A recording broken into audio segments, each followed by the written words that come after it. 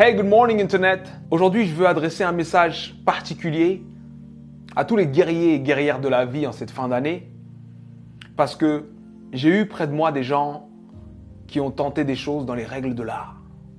J'ai moi-même plusieurs fois dans ma vie tenté des choses dans les règles de l'art, c'est-à-dire la motivation y était, la planification y était, la foi y était, tout y était et ça n'a pas marché.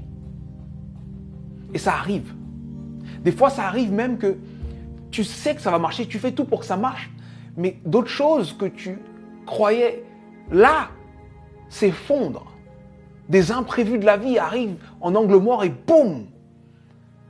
Des choses qu'on peut appeler catastrophiques. Et là, tu te poses la question, mais pourquoi moi? Pourquoi c'est aussi dur pour moi? Pourquoi ça m'arrive à moi? Si tu es de ceux qui se posent cette question, il faut que je te raconte l'histoire d'un homme. Cet homme est né en 1809.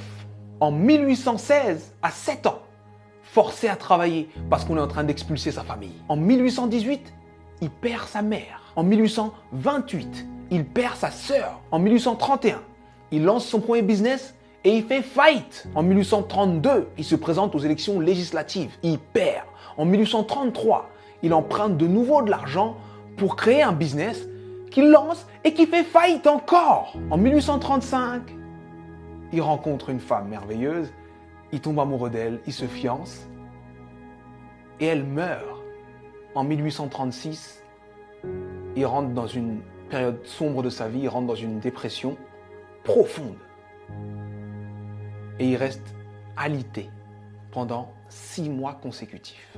Mais il se relève. Il se relève et cette même année, 1836, il se représente aux élections législatives et il perd de nouveau. En 1840, il se présente pour être électeur. Il perd. Et en 1842, il rencontre la femme avec qui il va finir sa vie, sa femme. Il tombe amoureux, il se fiance, il se marie et elle lui donne 4 enfants. Et il en perd 3. En 1843, il se présente au Congrès et il perd. En 1845, il se présente de nouveau au Congrès et il perd de nouveau. En 1850, son fils meurt. En 1854, il se présente au Sénat, il perd. En 1956, il se présente pour être vice-président. Il n'a même pas 100 voix. En 1958, il se présente de nouveau au Sénat et il perd de nouveau. Et en 1960, Abraham Lincoln est élu président des États-Unis d'Amérique. Et il fait 2 mandats exceptionnels qui font de lui l'un des présidents les plus respectés et les plus impactants de l'histoire des États-Unis. C'était important que je te raconte cette histoire. C'était important que je te raconte cette histoire parce que on voit le héros, mais on ne voit pas les coulisses de la réussite. Il faut que tu acceptes les coulisses de ta réussite. Peu importe la difficulté, peu importe ce qui se passe, peu importe ce que tu dis, sache que tant que tu respires, ton but t'attend. Tant que tu respires, ton rêve t'attend. Et je vais te dire une chose que je veux que tu gardes dans ta tête et dans ton cœur le plus longtemps possible et que tu te répètes le plus souvent possible. Les épreuves que tu trouves sur ton parcours sont adaptées à ton potentiel. Les petits potentiels ont de petites épreuves. Les gros potentiels ont de grosses épreuves. On peut tous, dans nos vies, prendre des feuilles, noter les dates des moments les moins drôles de nos vies, les moments les plus difficiles de nos vies, et faire une liste comme celle que je viens de faire pour Abraham Lincoln. Mais sincèrement, je pense que Abraham Lincoln faisait l'inverse.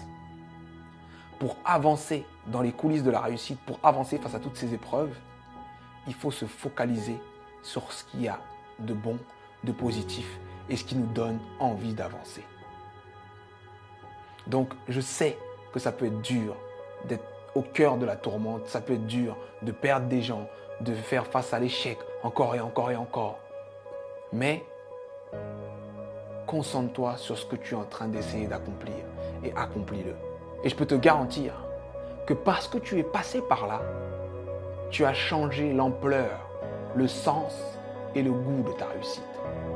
Alors traverse ces épreuves. Elles sont adaptées à ton potentiel, elles sont là pour te faire grandir. C'était Sudei. J'espère que cette vidéo t'a plu. Et si elle t'a plu, partage-la. Merci.